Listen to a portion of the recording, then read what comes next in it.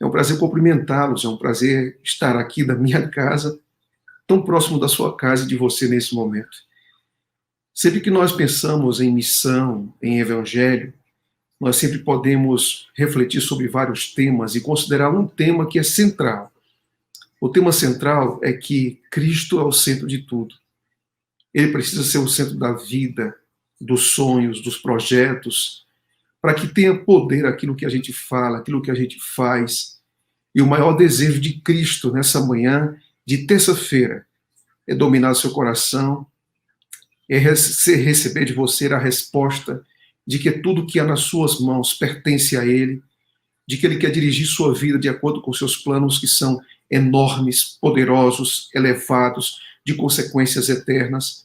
E é por isso que nessa manhã eu me junto a você em um só coração para pedir ao Espírito Santo que nos guie, que nos dirija, que nos faça estar mais perto de Cristo. Porque o segredo da missão é estar perto de Cristo. Quanto mais perto de Cristo, mais vontade de falar dele para outras pessoas a gente vai ter aqui dentro do nosso coração. Nesse momento eu quero convidar você para a gente pensar um pouco na vida de um homem que se chama Filipe, ali no livro de Atos. Por favor, pegue sua Bíblia no capítulo número 8 do livro de Atos e vamos pensar em um dos mais poderosos instrumentos que Deus usou nesse livro para a pregação do Evangelho. Eu vou pedir a você que me acompanhe, porque a gente vai abrir a Bíblia algumas vezes, mas sempre dentro do livro de Atos e sempre com o tema voltado para Filipe. A primeira passagem está em Atos, no capítulo número 8. Você vai observar comigo o tremendo discurso, o ousado e consistente discurso de defesa de Estevão no capítulo número 7. Estevão era apaixonado por Cristo. Estevão era um homem determinado por levar o Evangelho. Estevão era um homem fervoroso, de uma perspectiva enorme de pregação, de exaltação de Cristo. No capítulo número 7, ele faz sua defesa, e no capítulo número 7, ele é condenado injustamente e é morto. Parece que as forças que se levantavam com a perseguição, com a distração, era para justamente impedir que a igreja avançasse, que a igreja se encolhesse, que a igreja se intimidasse. Mas é impressionante nós percebermos no capítulo número 8 que a igreja não para. Muitas vezes a igreja avança com lágrimas. Muitas vezes a igreja avança com dor. Muitas vezes a igreja avança com suor. Muitas vezes a igreja avança com sangue. Mas ela sempre avança. Ela nunca para. Poderão se levantar as portas do inferno, mas segundo a Bíblia, a igreja não para de avançar. Ela não para de progredir. Ela não para de dar passos firmes em direção ao propósito pelo qual ela foi chamada. E quando você vai para Atos, capítulo número 8, nós encontramos ali a igreja avançando, mas há um destaque que me chama a atenção. Capítulo 8, versículo número 4 diz assim: entre mentes, os que foram dispersos iam por toda parte pregando a palavra. Incrível, mesmo dispersos, mesmo perseguidos, mesmo intimidados, mesmo sofrendo na pele as consequências de crer em Cristo, de acreditar em suas promessas, de saber que havia uma missão a ser cumprida, a igreja não parou. E no versículo número 6 diz: as multidões atendiam unânimes as coisas que Filipe dizia, ouvindo e vendo os sinais que ele operava. Pois os espíritos imundos e muitos possessos saíam gritando em alta voz. E muitos paralíticos e coxos foram curados. E houve grande alegria naquela cidade. Aonde é que Filipe está pregando? Filipe está pregando em Samaria. E ele, mesmo sendo ameaçado, mesmo sendo perseguido, mesmo quebrando resistências, ele sai de Jerusalém, vai para Samaria e prega o evangelho de maneira ousada. E o texto me chama a atenção que Filipe não prega apenas aos ouvidos, ele também prega aos olhos, porque Filipe também faz milagres. Demônios são expulsos. E é interessante o lugar onde ele vai pregar, em Samaria. Ali era um reduto de preconceitos, de diversidade, de resistência, de crenças, em que os judeus não acreditavam que haveria esperança de salvação para os samaritanos. As pessoas que brigavam umas com as outras, como os judeus, se você quisesse ofender um ao outro, era chamado de samaritano. Inclusive, Cristo foi chamado disso também. Mas quando Cristo vive em nosso coração, quando Cristo age em nossa vida, quando o seu espírito permeia a nossa alma, nós vamos olhar para cada ser humano na face da terra com possibilidade de salvação. E nós não vamos ficar pensando somente em nós vamos nos aproximar dessas pessoas e vamos falar do quão grande amigo nós encontramos na pessoa de Jesus Cristo. Felipe é tremendo. Felipe estava pregando para as multidões. Mas antes de continuar aqui a reflexão sobre o que Felipe estava fazendo, eu queria aqui convidar você para ir para o capítulo número 6 de Atos. E percebemos aqui por que Felipe prega no capítulo número 8. Por que Deus está usando Felipe como esse instrumento tão poderoso para pregar no capítulo número 8, lá em Samaria? Quando você vai a 2 capítulos antes, capítulo número 6, você vai perceber o seguinte: a igreja estava passando por uma crise enorme. Pessoas estavam passando fome. Pessoas precisavam de atenção. Pessoas precisavam de comida. Pessoas precisavam de assistência. E aí, naquela época, a igreja não estava tão organizada. E aqui no capítulo número 6, são escolhidas pessoas para atender às mesas. E aqui nós encontramos os diáconos, então, sendo informados. E no capítulo 6, versículo número 3 de Atos diz: mas, irmãos, escolhei entre vós 7 homens de boa reputação, cheios do espírito de sabedoria, os quais encarregaremos deste ofício. E então, olha os nomes das pessoas que foram escolhidas. Aqui diz, versículo número 5, o parecer agradou à comunidade, e elegeram a Estevão, homem cheio do Espírito Santo, Felipe, Prócoro, Nicanor, Timão, Parmenas e Nicolau, o prosélito de Antioquia. O que me chama a atenção aqui, nesse texto, é que Felipe está entre esses diáconos que foram escolhidos. Agora, notem as características das pessoas que deveriam ser escolhidas. Mas, irmãos, escolhei dentre vós 7 homens de boa reputação. O que seria isso? Uma pessoa que vivia uma vida coerente. Aquilo que ele falava, ele vivia. Em segundo lugar, cheio do Espírito Santo. O que é ser cheio do Espírito Santo? Ser cheio do Espírito Santo é ser cheio da presença de Deus, transbordar da presença de Deus, da vontade de Deus, dos desejos de Deus, da percepção de Deus, da sensibilidade de Deus. E aqui diz também de sabedoria. O que é sabedoria? Pessoa equilibrada, pessoa que tem percepção das necessidades do outro, pessoas que fazem contribuições significativas para outras pessoas, dependendo das suas necessidades. O que nós aprendemos aqui no capítulo número 6, sobre Filipe, é que deveria ser um homem cheio do Espírito Santo, de boa reputação, também cheio de sabedoria. O que é que significa isso? Aqui não falou do desempenho de Filipe. Aqui não está tratando da performance de Filipe. Aqui não está tratando do currículo de Filipe. Aqui está tratando não o que o Filipe fazia, mas o que Filipe era. E aí nós podemos considerar uma coisa.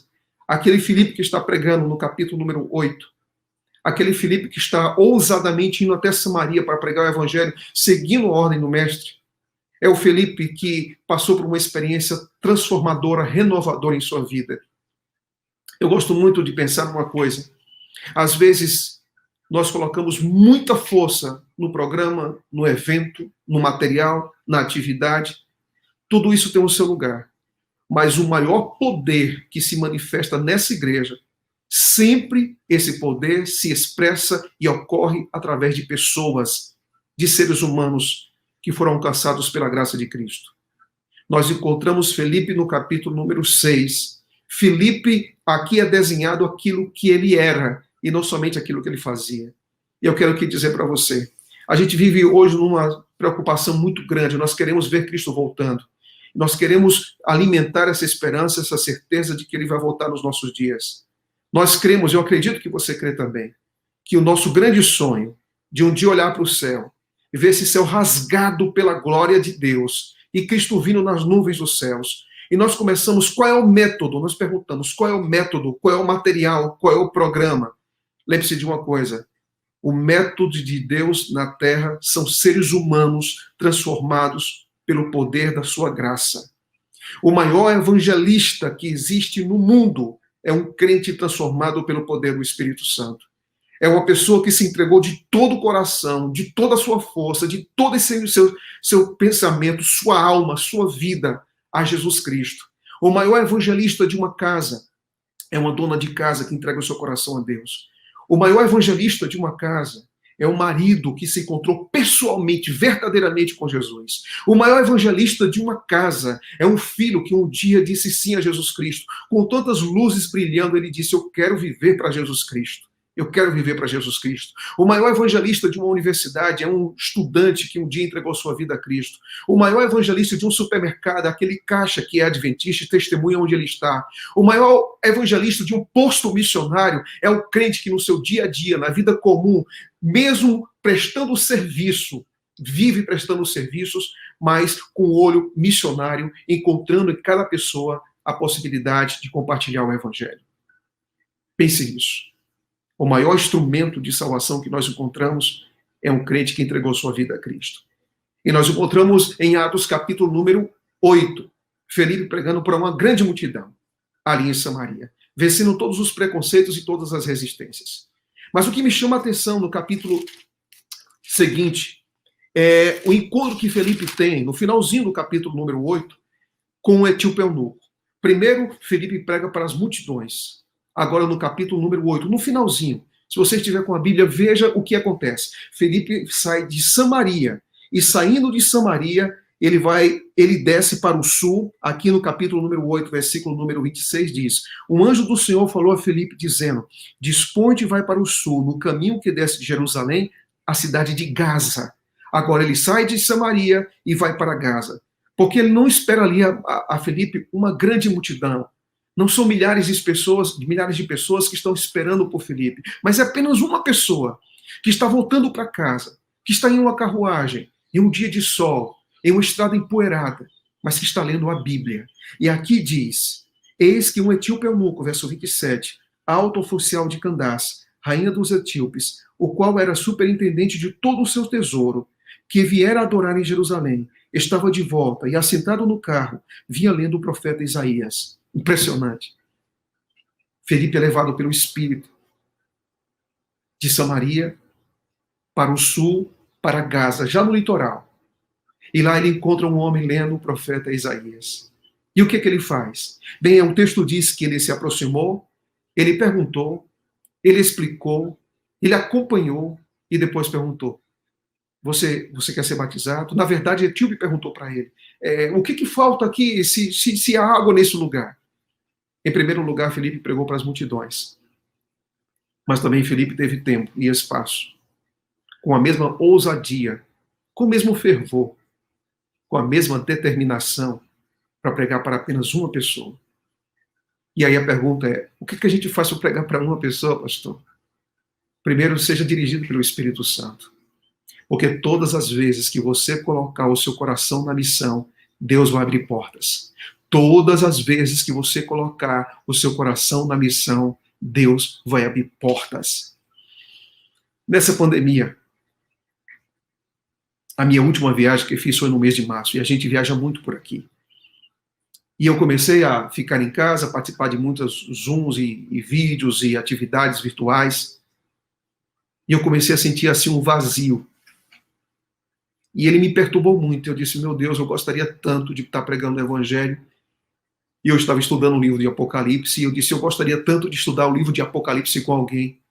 Por favor, Senhor, me dê a oportunidade. Lembre-se, todas as vezes que você colocar o coração na missão, portas serão abertas. Um dia depois, eu estava nesse mesmo lugar, aqui, na minha biblioteca. Eu recebi uma ligação de um amigo de Fortaleza. E ele disse então para mim: Pastor Lucas, tudo bem? Tudo bem. Nós estamos aqui com a classe bíblica todos os dias e gostaríamos muito de estudar a Bíblia. O senhor poderia estudar a Bíblia conosco? E eu disse: uau, que coisa tremenda. Como Deus age, né? Como Deus age. E para que não tivesse dúvidas, eu perguntei para ele: e qual é o estudo que você quer ter? E ele disse: pastor, poderia ser um estudo profético, poderia ser o livro do Apocalipse. Quero dizer uma coisa para você. Hoje, nesse dia em que o sol está se levantando em algumas regiões do nosso vasto país, há uma pessoa que gostaria de ouvir a palavra de Deus, e os lábios e a boca e o coração que Deus escolheu talvez seja o seu coração. E quando você orar e dizer: Senhor, põe em minha vida pessoas Ele vai colocar. Hoje eu estou com 2 classes bíblicas e vou abrir a terceira agora no dia 15 de setembro. E são em torno de 80 pessoas que estão estudando a Bíblia comigo. E a minha grande alegria é saber que muitas delas, duas coisas me chamaram muita atenção. A primeira delas é que esse grupo um dia disse para mim: pastor, o senhor é o meu pastor. E a maioria dessas pessoas eu não conheço. E a segunda alegria que eu tive foi que muitas dessas pessoas disseram: pastor, eu vou me batizar quando o senhor estiver por aqui, e em breve eu vou estar lá. Amigos queridos, uma das coisas que mais pode aquecer o coração de um cristão, depois do Espírito Santo, é o desejo de compartilhar Jesus para outras pessoas. Que Cristo seja real e ocupe com sua graça cada espaço do seu coração, e que um ardente desejo de levá-lo a outras pessoas seja como uma bússola que guie cada desejo, cada vontade, cada sonho do seu coração. Filipe pregou para as multidões em Samaria. Filipe deu atenção e colocou o coração para ouvir agora apenas uma pessoa. Esse etíope que foi conduzido pela graça de Deus, pelo evangelho pregado por Filipe. Agora eu queria concluir dizendo que quando você vai para o capítulo de número 22 do livro de Atos, ali você vai encontrar novamente Filipe. Capítulo 21. Capítulo 21, você vai encontrar novamente Filipe. Primeiro em Samaria, pregando para as multidões. Depois ele desce para o sul, pregando em Gaza para o etíope eunuco. Mas quando você vai para o capítulo 21 de Atos, você encontra Filipe agora em Cesareia. Ele morou em Cesareia. E no versículo número 7 do capítulo 21 diz: quanto a nós, concluímos a viagem de Tiro, chegamos a Ptolomaida, onde saudamos os irmãos, passando o dia com eles. No dia seguinte, aqui Paulo está falando, no dia seguinte, partimos e fomos para Cesareia, e entrando na casa de Filipe, o evangelista, que era um dos 7, ficamos com ele.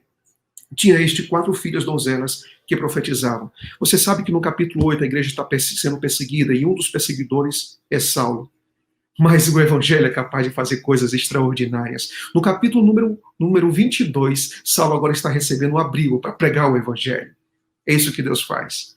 Agora, é interessante que Paulo está pedindo forças, orientações na casa de Filipe, em Cesareia.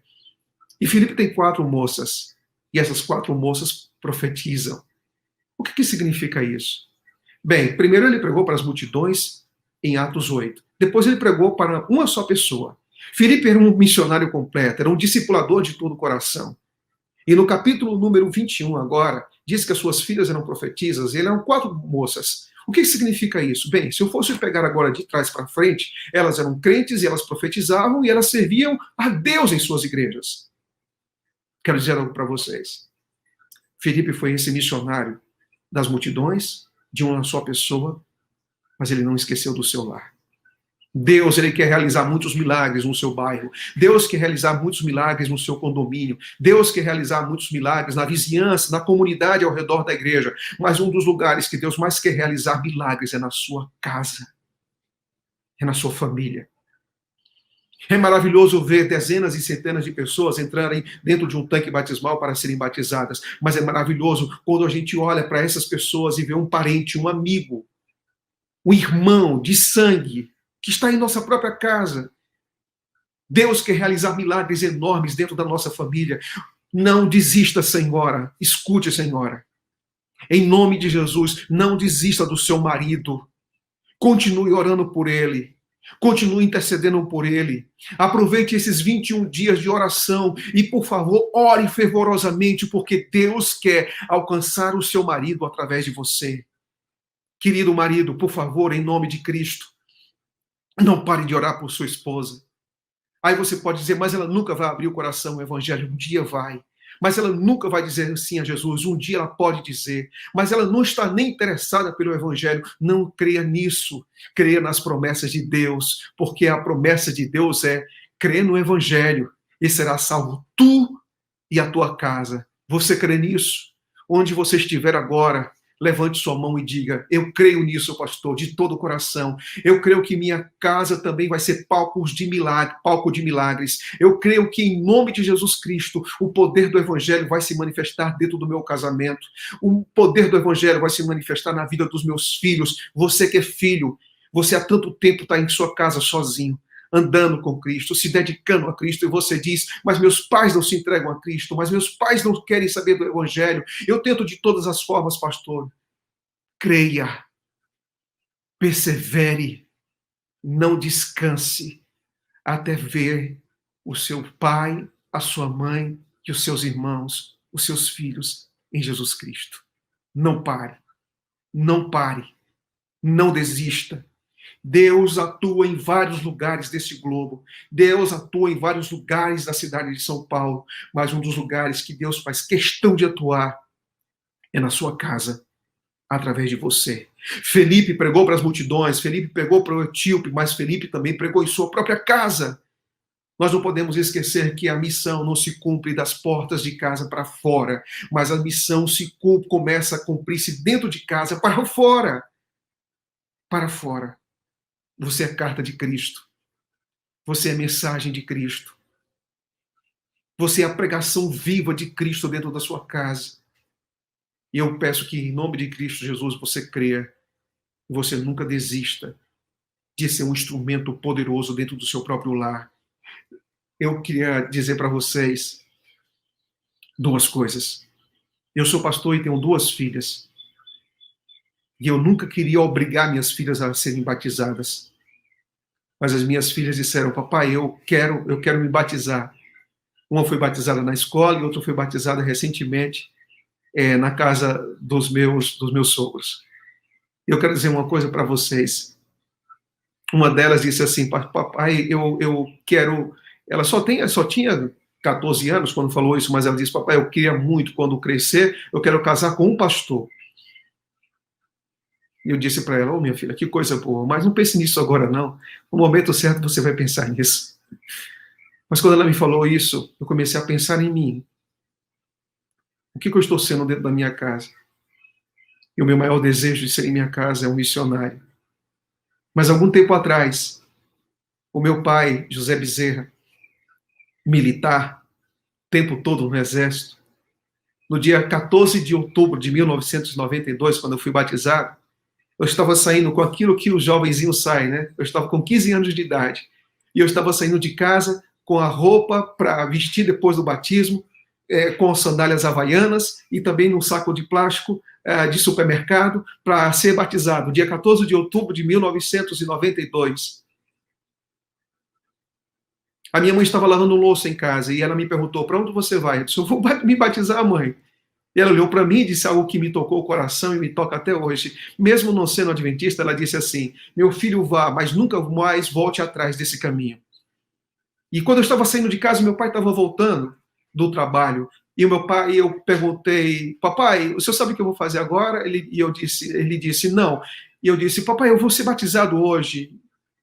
E ele disse: ok. E nada mais do que isso. Depois de 2 meses, eu fui para Uena. Passei 3 anos lá, orando todos os dias pelo meu pai e pela minha mãe. Depois eu fui fazer teologia no IAN. E durante 4 anos orei pelo meu pai e pela minha mãe.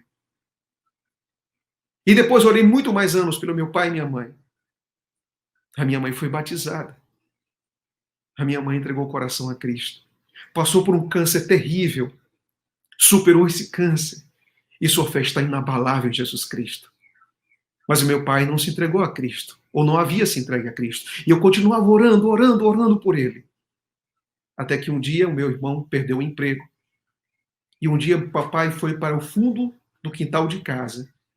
E mesmo desajeitado, mas não importa, a oração é assim, às vezes um pouco desajeitada.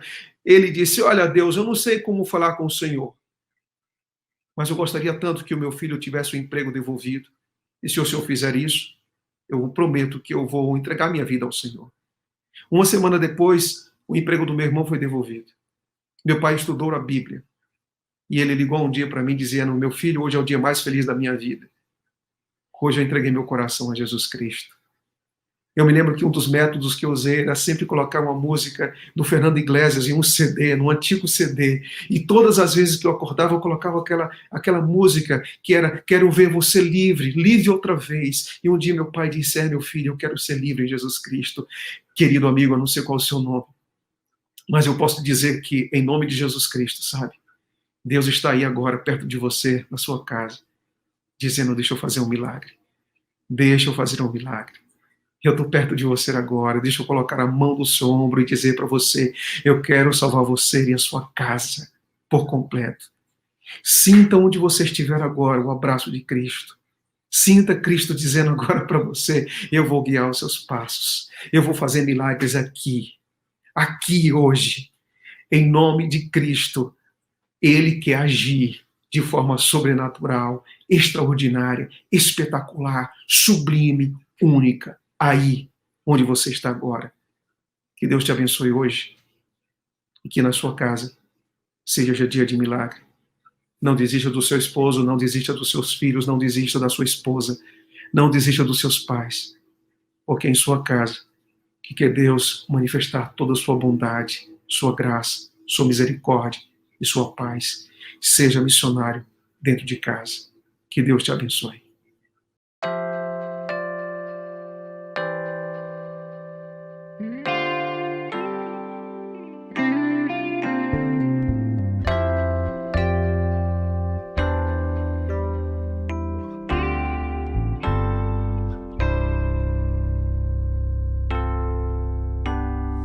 Nós almejamos outro lar, um novo Éden pra morar, pois ficaremos por aqui somente um pouco mais. Esta promessa quero alcançar, custe